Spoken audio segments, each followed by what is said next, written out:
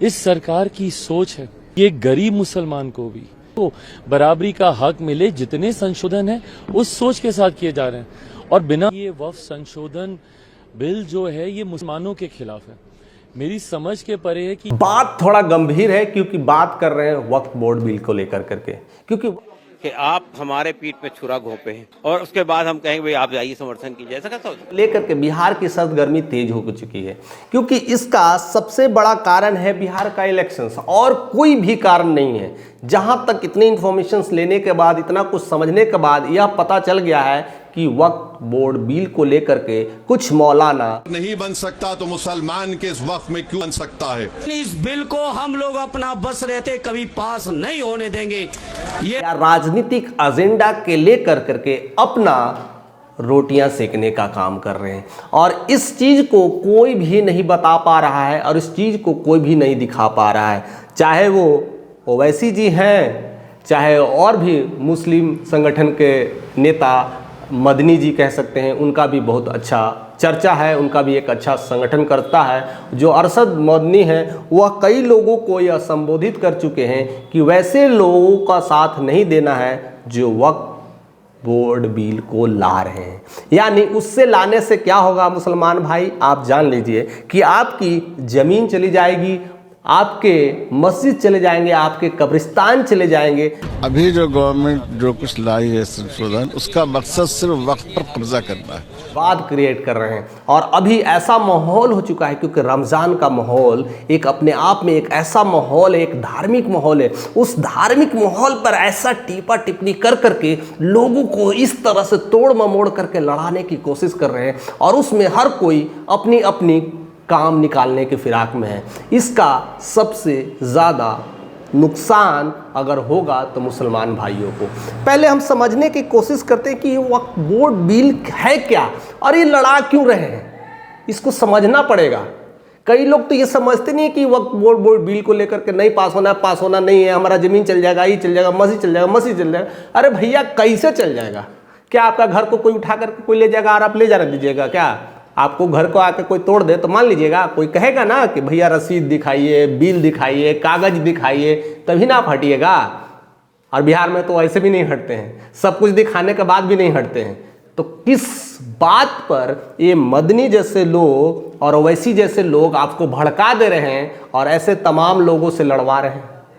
वो बैठते कहीं और सिंहासन पे, कहीं और जगह बैठ कर करके आपको लड़ा दे रहे हैं और आप मुस्लिम भाई जिंदाबाद जिंदाबाद, एकता एकता रैली करते रहो, मर जाओगे, कुछ नहीं मिलेगा। ऐसे ही हिंदुओं में भी हो रहा है, ऐसा नहीं है कि मुस्लिमों में हो रहा है।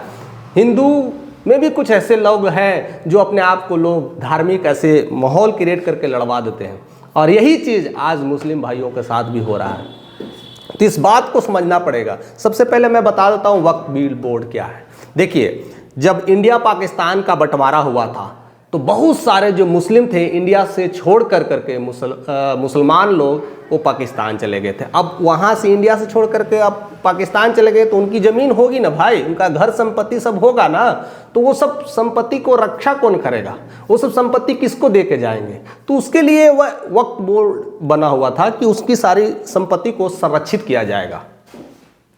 और उस संरक्षित जो है, और कुछ ऐसे भी लोग थे जो मुस्लिम लोग जिनके बाल बच्चे नहीं है, उनका उत्तराधिकारी कोई नहीं है, तो उनके संपत्ति का क्या होगा?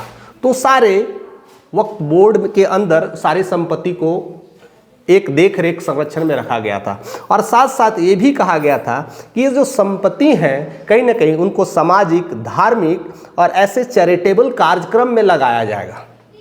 अब ज़रा ध्यान से देखिएगा, ये कौन सी ज़मीन है और किसके लिए आप लड़ रहे हैं? वैसे ज़मीन जो आपका था ही नहीं भाई, ऑलरेडी कुछ इंडिया के लोग थे ही जो पाकिस्तान में चले गए मुस्लिम, उनका ज़मीन था और उसको लेकर के तुम लड़ रहे हो जिसका कोई लेना देना नहीं है। कुछ ऐसे ज़मीन है जिसको कहते हैं फालतू का ज़मीन कह सकते हैं, या हमारे बिहारी की भाषा में गरमजरुआ ज़मीन बोला जाता है, जिसका कोई भी नाक नक्शा क्लियर नहीं होता है, उसको भी हथिया करके रखा गया है। यानी कुछ ऐसे ऐसे चीज़ें आ चुकी हैं और उस बोर्ड में सबसे बड़ी दिक्कतें क्या आई कि इस बोर्ड में जितने लोग हैं वह मुस्लिम्स हैं और इसी वजह से जो जुडिशियरी सिस्टम में बैठते हैं वो सबके सब संगठन का रिश्ता मुस्लिम है, और वो उनको इतना सारा लैंड मिल चुका है, इतनी सारी संपत्ति मिल चुकी है।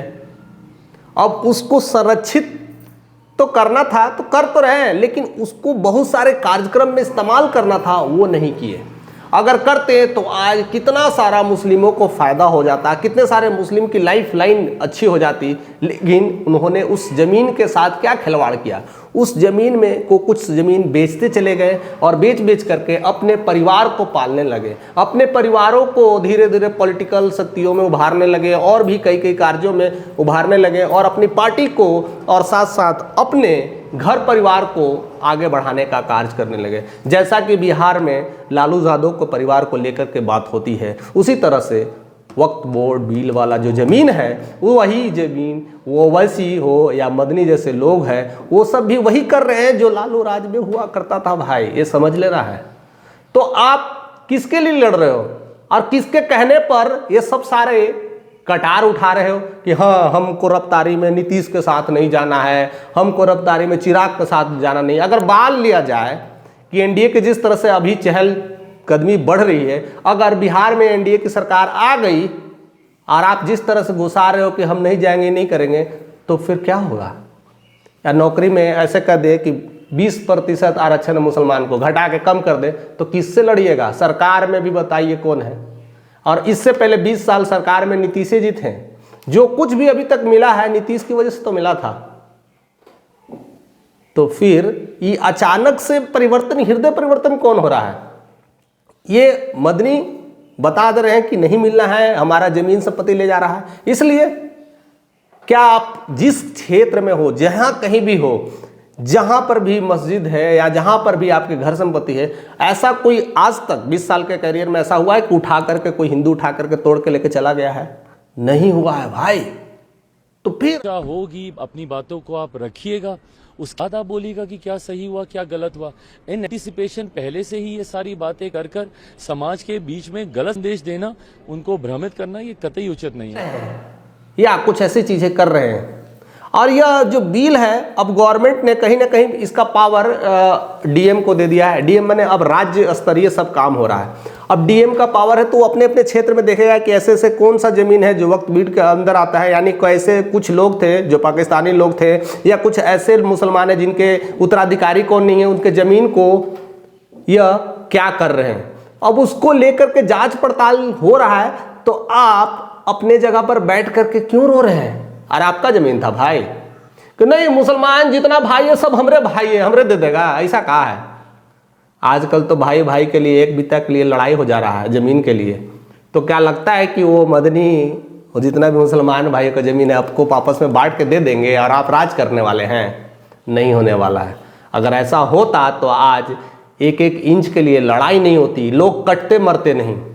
इस बात को समझना है। और इसी वजह से कुछ ऐसी शक्तियां बिहार में लड़ाने की कोशिश कर रही है और वोट बैंक की राजनीति कर रही है। बताएं राजा, जवाब देना कि भाई 15 साल तक लगातार आप सत्ता में थे ना, तो उस MY समीकरण में क्यों M की हालत ऐसी रहेगी? फॉर दैट मैटर Y की भी हालत आपने कोई सुधारी नहीं है वहां पे। रहेंगे और फिर करते रहिएगा हिंदू मुस्लिम जिंदाबाद, हिंदू मुस्लिम जिंदाबाद, हिंदू मुस्लिम भाई भाई भाई भाई। कोई भाई भाई नहीं रहेगा। एक जय श्री राम करके कटार उठाएगा और दूसरा नफरत भरी तलवार उठाएगा, और ऐसी नरसंहार होते रहेंगे। मिलेगा क्या? कुछ नहीं। कुछ बहुत सारे जो बिहार में, बिहार तो गरीबी के लिए ही जाना जाता है, लेकिन उसमें भी बहुत सारे ऐसे गरीब हैं जिनको बस 2 वक्त की रोटी चाहिए। दिन भर में कुछ दहाड़ी कमा ले, 300-400 रुपया कमा ले, तो उनको लगता है कि मुझे जीवन में सब कुछ मिल गया है। तो आप किसके लिए लड़ रहे हैं? क्या पता आपको ऐसा कुछ नियम आ जाए जिसके लिए बिहार में ऐसे लोग हैं जो आपको काम देना शुरू ना करे, आपसे खरीदना ना शुरू करे, तो फिर कैसे चलेगा? कई सारे ऐसे मामले आए हैं। तो यह नफरत भरी लड़ाई को लेकर करके लड़िएगा तो फंसिएगा भी आप ही। इस बात को समझना है। और कई लोग को यह भी जानना है कि वक्फ बोर्ड बिल ये क्यों आया है, ये है क्या, ये जमीन किस लिए है, ये जमीन के लिए हम लड़ाई क्यों कर रहे हैं, इस बात को भी समझना है। अगर नहीं समझ पाते हैं तो ऐसे ही हमारे नेता उठेंगे, अरशद मदनी जैसे, ओवैसी जैसे और भी बहुत सारे ऐसे जो मुस्लिम संगठन कर्ताओं के नेता हैं, ऐसे उठेंगे और आपको इसी तरह से बरगला करके, फुसला करके और कहेंगे कि आपको मस्जिद तोड़ने आए हैं, आपके जमीन लूटने आए, आपको कब्रिस्तान तोड़ने आए, अब आपको कहां दफनाने के लिए जमीन भी नहीं मिलेगी, अरे सबको रोको भाई, और आप उड़ जाइएगा तलवार लेकर करके। कुछ नहीं मिलेगा। बात को समझना है।